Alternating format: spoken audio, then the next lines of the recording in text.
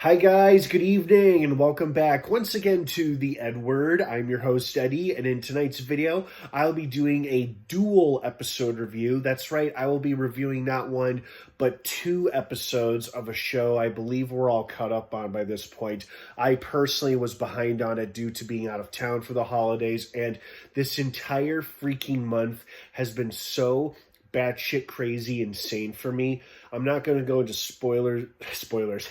I'm not going to go into specifics or details. I'm fine, by the way. Everything is fine. I'm safe. Nothing dangerous or nothing like that. It's just things have been so insane that I haven't had a chance to watch and catch up on some of my content until now, which is why I'm bringing you my 2-episode review for the final 2 episodes of Skeleton Crew. That's right. Season 1 just wrapped. I don't know if we're going to get a second season or not, or if this was meant to be a one-and-done thing. Only time will tell. But I'm here to tell you what I thought about the final 2 episodes. So if you were like me and you were previously not caught up on Skeleton Crew, you don't want to keep watching or listening to this video, as I will be discussing spoilers, plot details, character stuff, all that jazz. That being said, you have been warned. Let's dive right back into it. So, overall, really enjoyed it. It was very exciting. It was emotional.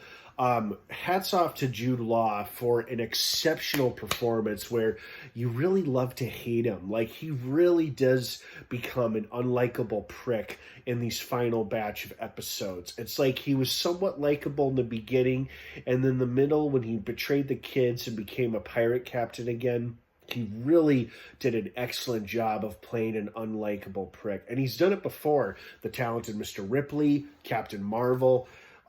Those are the films I've seen him in where he's played a real asshole. So he did a great job playing a true asshole in this show. So hats off to Jude Law and everybody involved. Everybody did a great job with their respective parts and whatnot. I'm glad the kids made it back to their planet, but I'm also glad that the stakes didn't stop with them reaching their planet. Like, the stakes were even higher with, Jod catching a ride aboard their ship, keeping the pirate frigate nearby, cutting off 33's head. Although I was happy to see that KB was able to reprogram him to help her pilot the ship briefly out of the atmosphere to send a message to the Owl Lady and the New Republic. It was great seeing her again, even though she was just in a holograph form.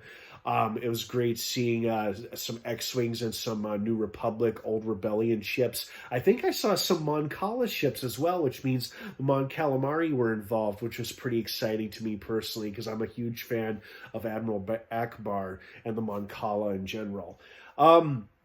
I wasn't surprised to see Brutus die. So when they killed him off, I was like, okay, well, this makes sense. You got to get rid of the old pirate captain to make way for Jude Law reasserting himself as the true pirate lord. So in terms of character deaths, there weren't many deaths except for Brutus. And then I thought 33 was a goner. But then, he came back as a severed head and his body was still working. So he was okay for the most part. And it was very exciting, very emotional. You really saw the emotion in the kids' face of how their true contempt and disgust with Jod, the way that he was treating them and betraying them and infiltrating their world and trying to steal and plunder their riches, threatening their parents. All the kids were absolutely phenomenal. And the way they banded together to try to rescue Fern and her mother, and then bringing down the barrier was exciting. I loved that Wim's dad got on board.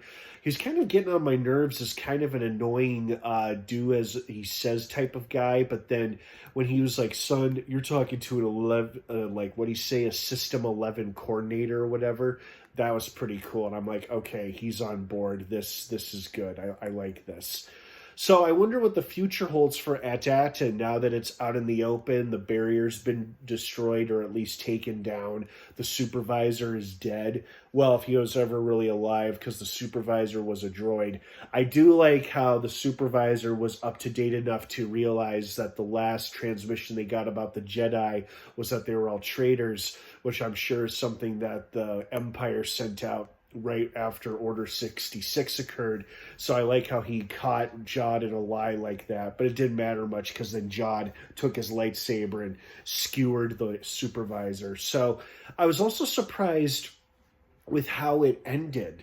Like, we didn't see Jod captured. We saw him watching his ship fall into the water.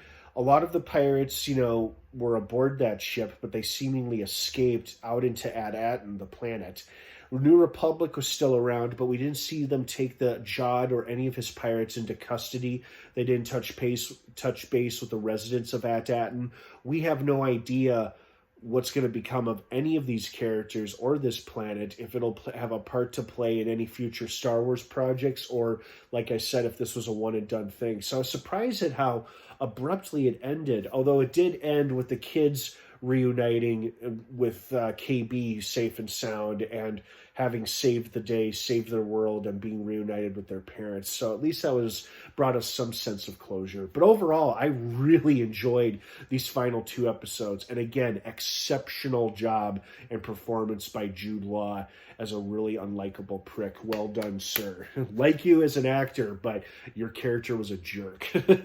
All right, guys, I hope you enjoyed Skeleton Crew as much as I did, or at least these 2 recent episodes. What did you guys think of these 2 episodes? Did you like one over the other? Did you enjoy it? Did you not really care for it? Let me know what your thoughts and opinions are down below in the comments section. Have a wonderful rest of your night. Skeleton Crew is now streaming in its entirety on Disney+. Have a good night, everyone, and of course, until next time, may the Force be with you.